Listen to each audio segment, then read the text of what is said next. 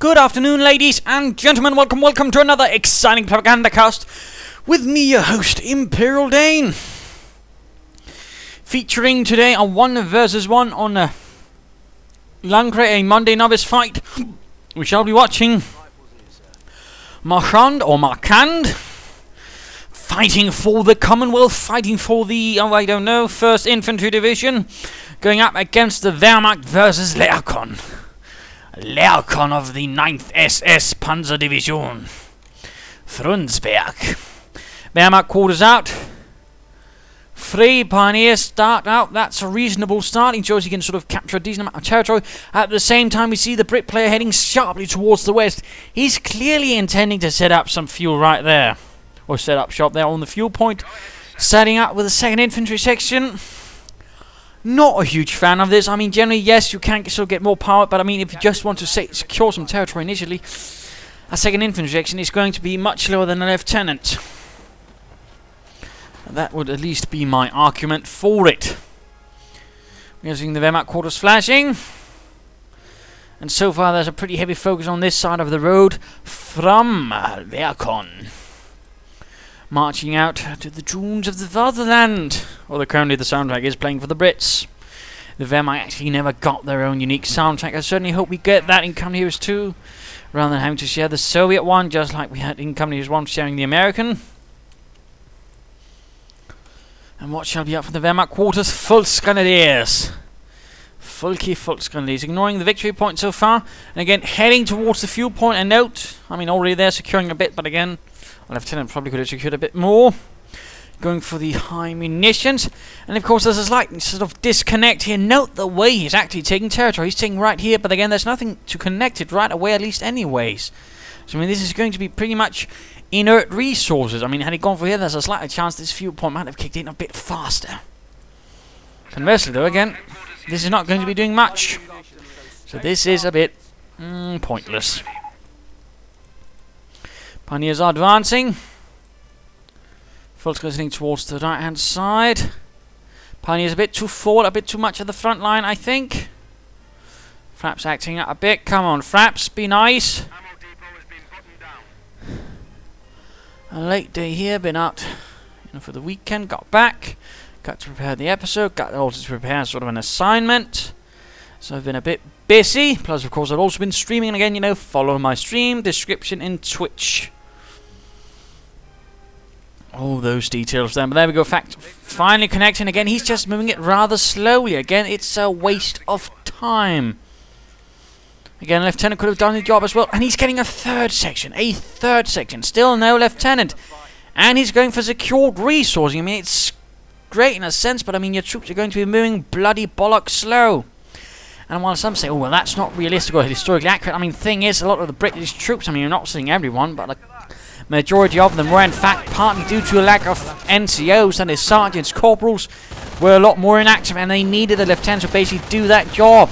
And, of course, again, lieutenants are a more separate thing. So that, of course, is a bit of, you know, something that actually is a bit accurate.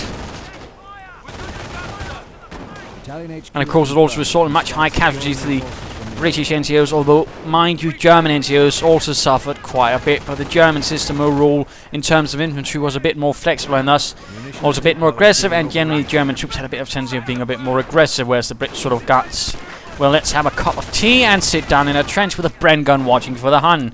Also note here again, you know, standing about out in the open while under fire, not really the brightest of ideas, not the sort of thing that's going to win you a mug of beer and a medal. But already there, the Wehrmacht is securing a large part of the map. 2nd Volksgrenadier squad is out. Mortar emplacement going out. And note, I mean, as the Wehrmacht, you really have to be, you know, on the watch constantly for mortar emplacements. That's not what's happening here. He's just sort of lining up. And that mortar emplacement is going to go up, and there's going to be mortaring this position. Not really inspiring play right there by Lector, I think. I mean, this is in fact the reason I get the Schwimmwagen first in a bit, so I can harass, but also constantly keep an eye out if he even goes for an early mortar emplacement. And as the Wehrmacht, again, when you're playing as the Brits initially, you should always be wary of mortar emplacements. Always. And of course, now the mortar will be opening up on the Huns. 3-inch. I'm not entirely sure what sort of size that would be. And there we go. First mortar round goes in. Kills Fritz. Well, not quite kills him. He's still there, but, you know, there's no medic nearby, so he's probably going to be expiring any second now. Volksgeist saying he will also cause the mortar round, the continuous rain of mortar fire down upon the heads of the Huns is, of course, going to force them a bit back. Kevin Macleod also pulls back a bit more wisely. Brits moving in towards there. Still no lieutenant. We are seeing the lieutenant on the way now. Pretty damn delayed. Although he's, mind you, also getting a lot of fuel out of this thanks to securing it. Volksgeist here need to retreat. I mean, he's not even gaining anything. He's killed one Tommy. And how many men has he lost? I mean, he's lost about, I think it's 5. Nothing good anyways. It's a pretty bad piece of math. And of course, there's troops standing up doing nothing here. Pioneers mining here. Here's the thing though, I believe actually trucks sort of gain a slight invulnerability for when they appear, so they can also crash stuff, so they don't actually get disabled by this. Fun fact. It's not something actually see done very often, but it can happen. It's also basically to ensure no one just, you know, lays down tank traps here, and then of course the truck can around and you're like, nah, take that, Britisher. So that is something to keep in mind. Of course, in that sense, some minor flaws, of course, should rather with the truck business. But the Wehrmacht lining up. MP40 is being equipped, the machine pistol and 40.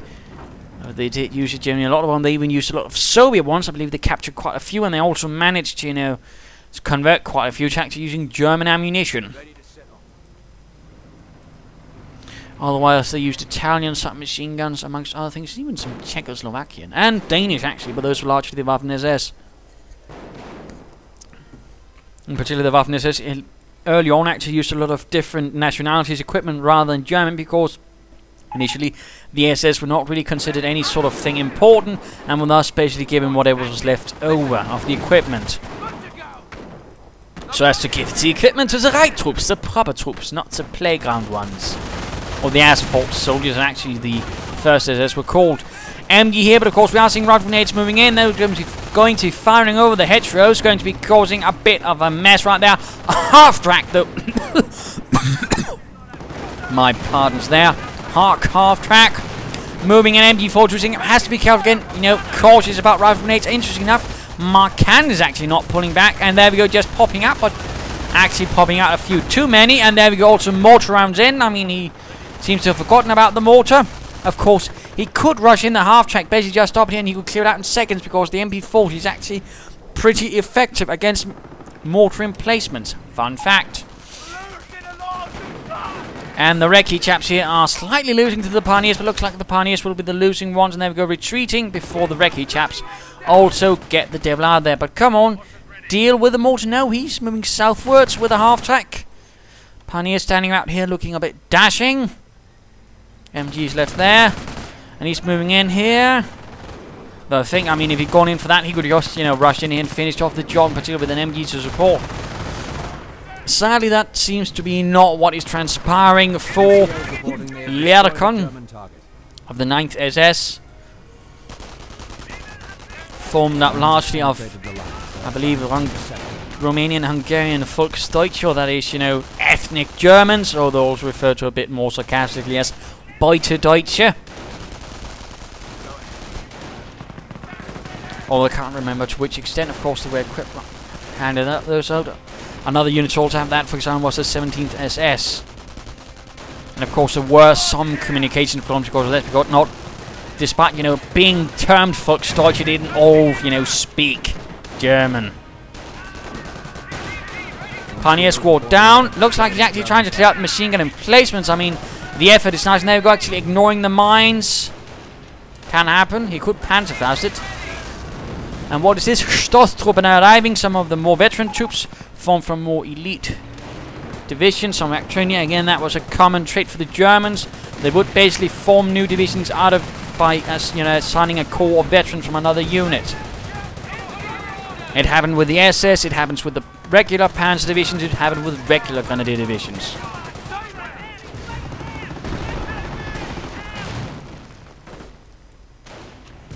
The sort of difference, of course, was that the SS generally tended to later in the war, of course, get, you know, better recruits and all that.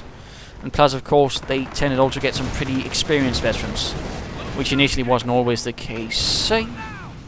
But we are seeing the field support truck arriving a bit hammered.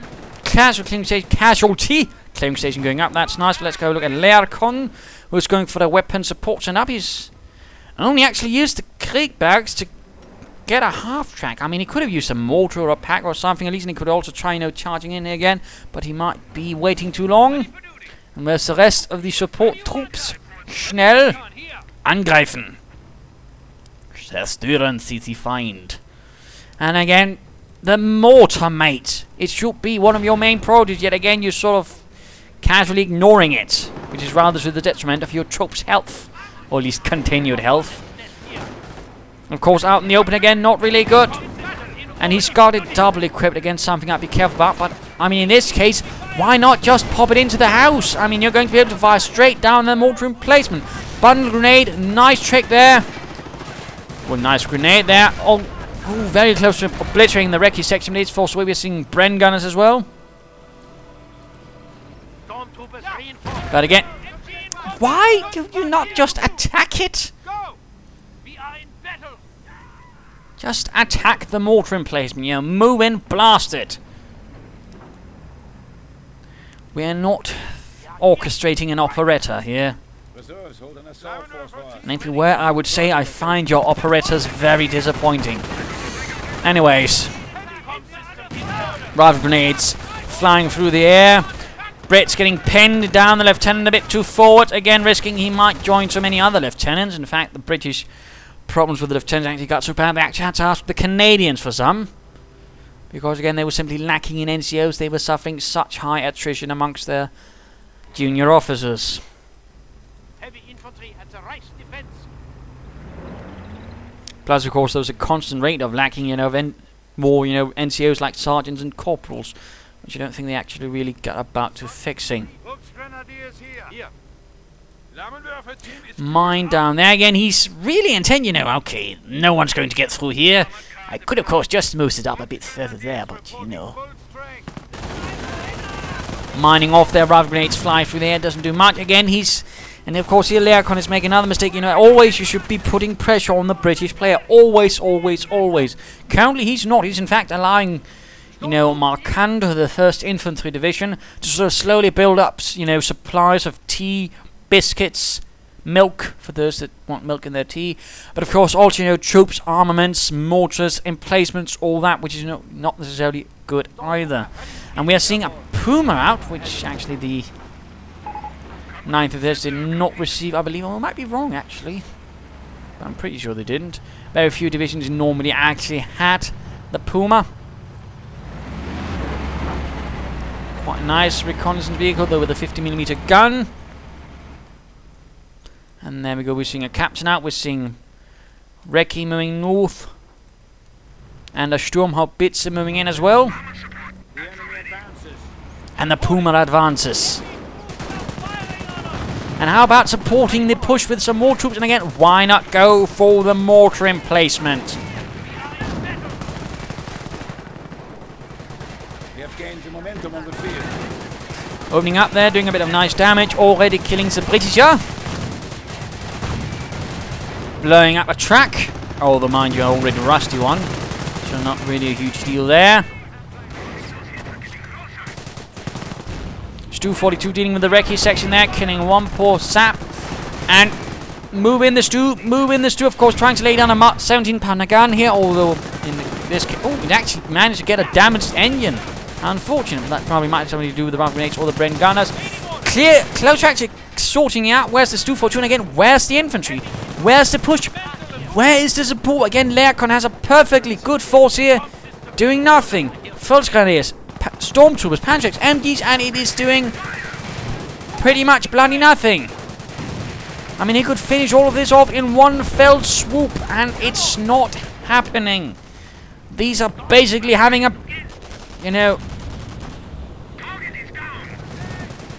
picnic. Trying to clear out this thing. Of course, now the Stormtroopers will be doing a bit, stopping this armor command truck.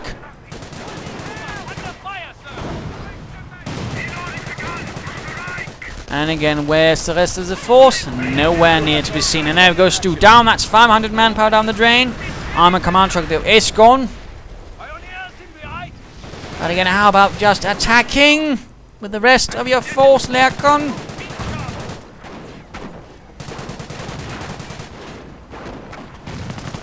I mean, you're not achieving a glorious victory for the fatherland that way.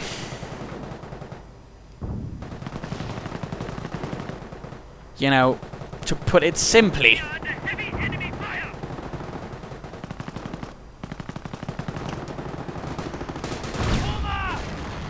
And the 17-pounder gun is still standing heroically for the Commonwealth and knocks out the Puma. Jolly good job. Certainly one of the larger anti-tank guns, although certainly the Germans and the Soviets did have some bigger ones in terms of overall caliber, although this one was pretty effective, partly due to the high velocities it could achieve with its round. But for example, the Soviets had a 100mm one, the Germans had an 88mm gun, same as the King Tiger, sort of an anti-tank gun form, but they also had an even bigger one, which was basically a 12.8cm gun, basically the same gun as well used in on ships, basically at naval artillery size, but also used on the Jagd Tiger.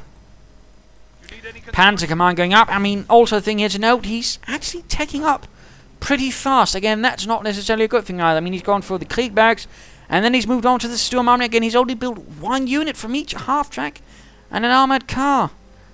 I mean, that's pretty much also a waste of resources. Why not just skip this and go straight for the Sturm Army, or skip this and go straight for this and get more out of it?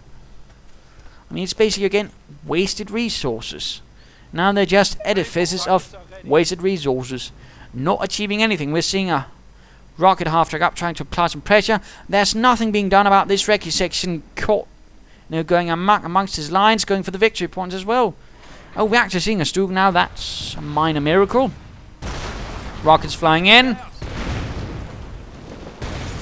Doing a bit of damage, mostly blowing up some boxes though, and again, no follow-up assault. He's got this, but no follow-up assault. There's nothing to really, finish off the job and do some proper damage. There's artillery to sort of soften up, but again, no attack, no follow-up. Kind push. So again, not really too impressive by Lector. Again, again against the British, you have to put on pressure. You have to be aggressive. You can't just sit back, enjoy a beer with some sauerkraut mit Würstchen or something like that. You have to get up there and stick your bayonet in his face, preferably slinging the throat in the process. Another armor command track. I have no idea why he insists on doing that, and at the very least he should then, take the longer route, go for, the speed regulators, but instead, oh, there we go, but still, charging through Wehrmacht lines and gone. And that's pretty much just a waste. And look there, the driver got himself a ride for his life. Whee! I'm a flying mother! Veterans of the armor, that's a nice thing at least. But again, let's just speed this up because this is pretty much going to be a bit of a snooze match. Again, rather not much to do because again, the British player can't do much either. And Lector is just not doing anything despite having plenty of opportunities to do it. Stug moving ahead now without support. Right in front of the 17-pounder gun, and not really the brightest of ideas. Not the sort of thing that's going to win him a Knight's Cross or even an Iron Cross. When he's sort of cross. Brand Gunners could get cut down, but does not happen. Panzerkampfwagen 4 now out for Lector as well. Repairing the 17-pounder gun. Speeding things up again. This is going to be a short cast, I fear. And I'm a bit short on time myself, so that is, by and large, a bit alright with me. As I'll probably have some much longer episodes during the week, so hopefully that ought to make up for it. Bunker going up. More rockets. More defenses, and of course, here the British player himself makes a mistake again. He's just digging in. This is not going to achieve much. The 25-pounder gun is going to help a bit, but overall, you're not going to push forwards with 17-pounder guns. And you're saying you can't cover the victory point with much either. MG, though, getting blasted directly by the 25-pounder gun. The rest of the troops are moving a bit. There we go, the MG's lost. Half-track taking a bit of damage. Repair bunker. Panzer IV waiting. Veteran G2. Nebelwerfer. Das werft die Nebels. Machardd back. Who's gone Royal Commandos? He's not dropping any though. And there we go. More artillery perhaps going in. First the Nebelwerfer, then the Stuka zu Fuß, which was technically also firing Nebelwerfer rockets, but just of a much larger caliber. Or size, I suppose. But again, ultimately, not doing an awful lot. Again, ultimately, not an awful lot is happening, although he could move in the stormtroopers and deal with that. Counter artillery versus the the half track, that's nice. We can see the stormtroopers sort of waiting. Commanders popping in. Seems a bit weird to pop them in there. Come on, lads, let's pop up right in front of the enemy and move in for no apparent reason. Right into the marching area of the opponent, where he's lining up for a non-existent attack. Starting straight into full scale, a Stuk. Does nice hit right there. Gunning down several commandos. The stormtroopers are still doing nothing. Oh, infantry section down in the north. Full scales with MP40s. Mold them.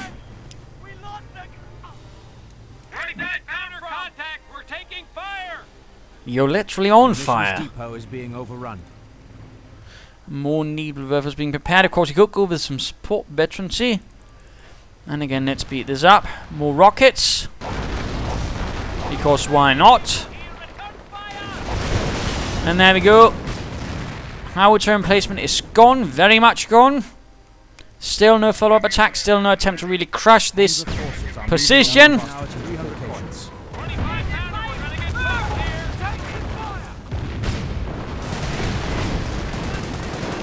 Where Mr. Machardd seems to have dug in harder than an Alabama tick.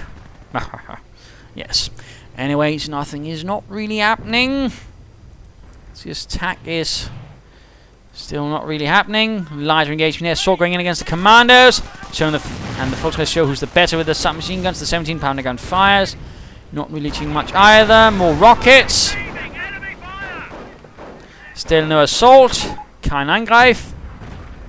OPs reporting a sector is under attack. And there we go. Geballte Ladung. Clearing out the trench. Only one man left. Rockets moving in. And there's a Bren gun that flew out of it. Going for the victory point despite mortar fire. Come on. Where's the rest of the units? Push in. And the trench is gone. Come on, stormtroopers. Get the mortar emplacement. Get something. At least charge in, man. Tiger arriving. Come on, show some spirit, Lector. And you, Machardd, also show something and just counterattack. Now he's actually retreating the stormtroopers. We got knocked out the 17-pounder gun. Bloody hell. More rockets. Almost getting it now. He's calling in a Tetrarch.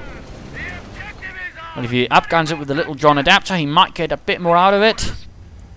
And the Little John adapter basically ensuring that the shot had a bit higher velocity and thus could penetrate a bit more.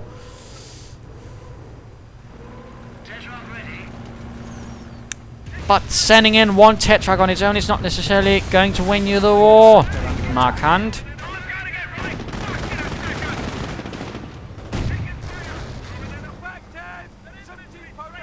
Jerry's hitting one of our forward sectors. Commander's getting pushed back, having secured a Bren gun. A bit lighting fighter going on here. Assault from the stormtroopers. Tanks are moving in. Knock out. The 17-pounder gun. I imagine the other one will be turning any moment soon. Panther 4 down. The Tetrarch with the up gun actually got it. Pioneers moving in. There we go. 17-pounder gun actually goes down, but the other one has turned. Nope. They're apparently a bit unawares what's going on behind them. Apparently they're a bit deaf. What is that, John? I can't hear you, Harold. You have to talk louder. There's someone shooting very big guns behind us. What? I can't hear you. Anyways, bad jokes aside. Seems a bit silly he's not turning about at the very least. Machardd needs to retreat, but again, he also needs to generally have been more aggressive and do something a bit more than just dig in and go for this, what is colloquially known as the Sim City, because he's building so much stuff and not doing anything else. Finally moving the 17-pounder gun, but at the same time, stormtroopers moving in. They couldn't knock it all out. That would be a small victory. Come on, fire. There we go, mortar emplacement almost down.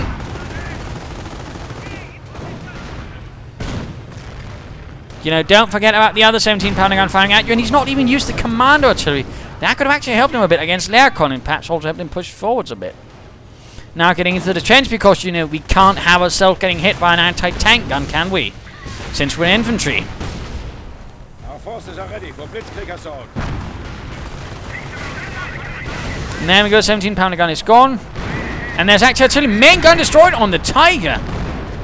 Good lord. The Pioneer actually went down, but the Tiger survived. And the support truck blew up as well.